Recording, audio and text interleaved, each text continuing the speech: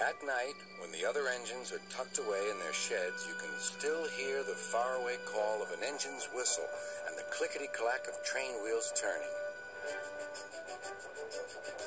This is the sound of the mail train. One train is pulled by Thomas and the other by Percy, as the loads are too heavy for one engine to do the work alone.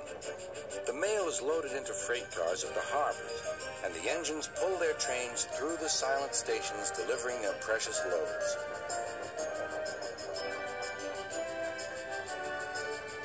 On a clear night, a big shiny moon brightens their journey, but often Thomas and Percy can't even see the stars.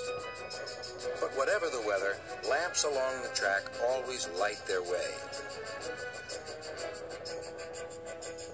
One night, Percy was waiting at the junction.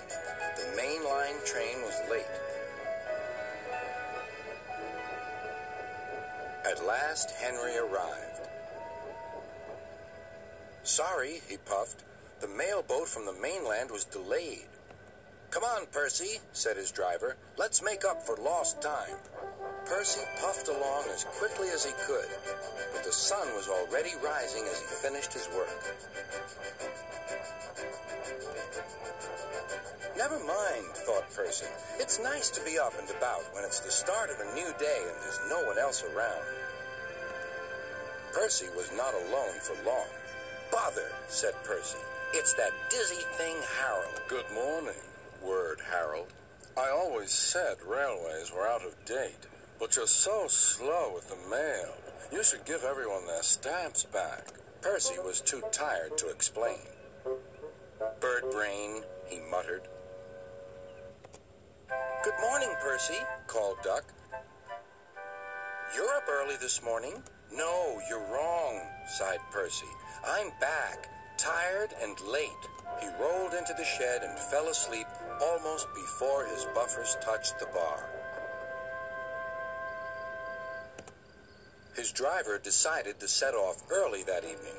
Thomas was waiting at the station. "Thank goodness I have a chance to speak to you.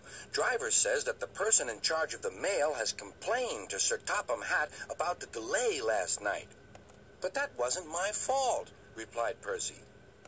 "I know," said Thomas, "and so does Sir Topham Hatt. But this mail person wouldn't listen. Tonight we'll just have to be quicker than ever before." The engines were just leaving when they heard a familiar buzzing. "I say, you two, there's news flying about." "Where?" puffed Percy crossly. "All over the place. They're going to scrap the mail train and use me instead. Wings work wonders, you know. Always." "Rubbish," huffed Thomas.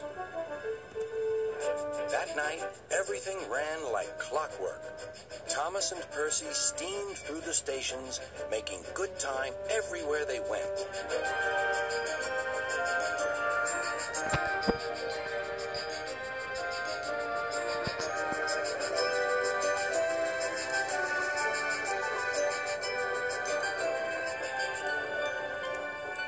At a station, Thomas noticed a man looking cold and worried.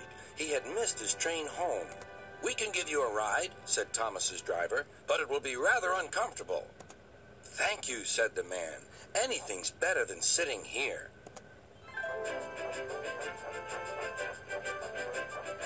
The next afternoon, Percy passed the airfield and saw Harold. "Hello, Lazy Wings. Are you too tired to fly today?" "The wind's too strong," grumbled Harold. "I've been grounded." "You need rails," laughed Percy. "They work wonders, you know. Always." That night, Sir Topham Hatt showed the two engines a letter. It was from the man who missed his train. "He thinks you are both splendid, and everyone says that the mail train is the pride of the line."